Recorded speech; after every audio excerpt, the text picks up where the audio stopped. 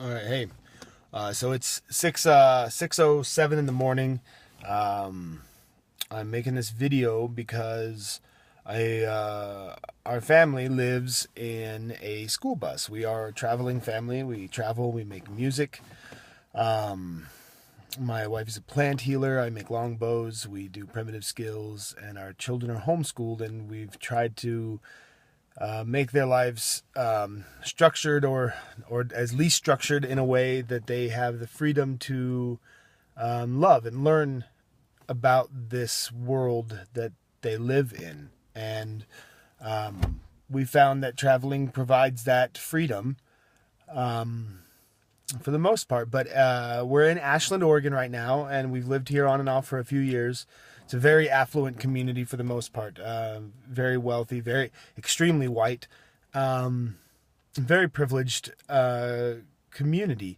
And generally, places like this would seem to be somewhat welcoming to people who are living in a lifestyle that's not necessarily settled and sedentary. But each morning that we've been down here, parked at this public park in the evenings when we come to town to sleep, somebody drives by at 5:45 in the morning and blasts their car horn at each vehicle parked along the park that has someone sleeping in it. And that may seem like a kind of a funny little thing to do, kind of harmless. But when you're a traveling person, there are a lot of threats towards you. You always have the constant threat of being moved along by police or sheriff, simply because they don't want to see you there. There might be a city ordinance, there might be county codes, there might be no good reason at all, but if they don't want you parked where you're parking, they'll send you along. Could also be that you're parked in a parking space, like a city public parking lot. Even if it's one that's in major disuse, it's private property and you have to move along. And so they'll move you along. Or oftentimes somebody in a neighborhood doesn't like having your vehicle parked there, or maybe they don't feel safe. That could possibly be. But they call the police. The police come and they say, well, we can't do anything about you being here, but people don't like you here. And it's a constant reminder that the way that you live is a threat to the rent-paying people of the neighborhood. And I say it that way because that's what people most often say when they get upset. I pay rent to be here. Who do you think you are that you can live for free? Well, 4 mornings in the past 2 weeks, somebody's driven by and honked. The second morning after they drove by and honked, shortly after this happened, I don't know if you can see that mirror or not, but somebody drove by shortly thereafter and hit our mirror and broke it off. And I was right there and I heard it, and I couldn't see the vehicle because of our curtains in the bus. So I couldn't see what it was. But this morning when the car came by and honked again at 5:45, I looked out the window and I saw what the vehicle was, and I went and I got into our car and I followed them trying to find them. I could not find them. But it got me thinking about what kind of mentality it takes for a person to drive by sleeping people in the morning and wake them up with an aggressive action such as honking your horn. Again, you may think that this seems somewhat harmless and just get over it, but this is a constant reminder that you are under attack. Our children are in there. If people are acting in aggressive ways this way, if I came by your home and pulled up to your window every morning and blasted my horn, and then the next morning somebody broke one of your windows or something on your vehicle outside of your car, your home, you would feel very attacked.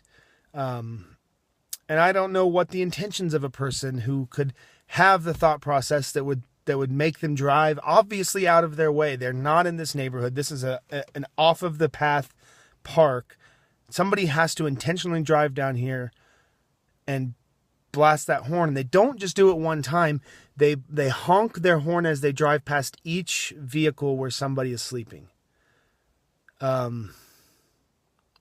You know, to be houseless in this country is seemingly one of the biggest crimes you could have.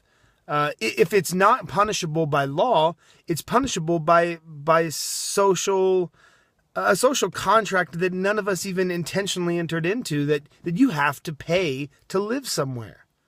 That there's just no place for you to be if you don't want to participate in a system that makes you pay to live. I'm not going to pay you to live. I don't want to do that anymore. Why is that criminal? Why is it that a person who doesn't have a house, whether they choose to not have a home or a house rather, or by the circumstances of their physical body or their emotional state or their mental state or their just inability to participate in these systems, whether by choice or by force, why is it so acceptable to treat people that are houseless like the enemy? Why are these dark age ideas about traveling people that were never true then still being pushed around? Why are Romani families and Irish traveler families and various traveling families around the world persecuted by governments and by vigilantes, by community organizations? We're just living. You know, we sit in our bus at night and we sing songs together as a family. We make dinner. We invite anybody who's in the area of the bus in for food or tea. And still, somebody will drive their vehicle out of the way to come and honk their horn at people sleeping in vehicles at 5:45 in the morning every morning.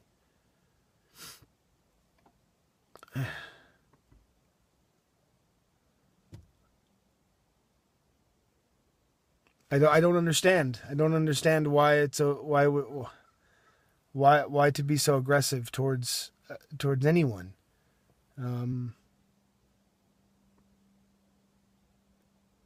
Why does your society function on fear?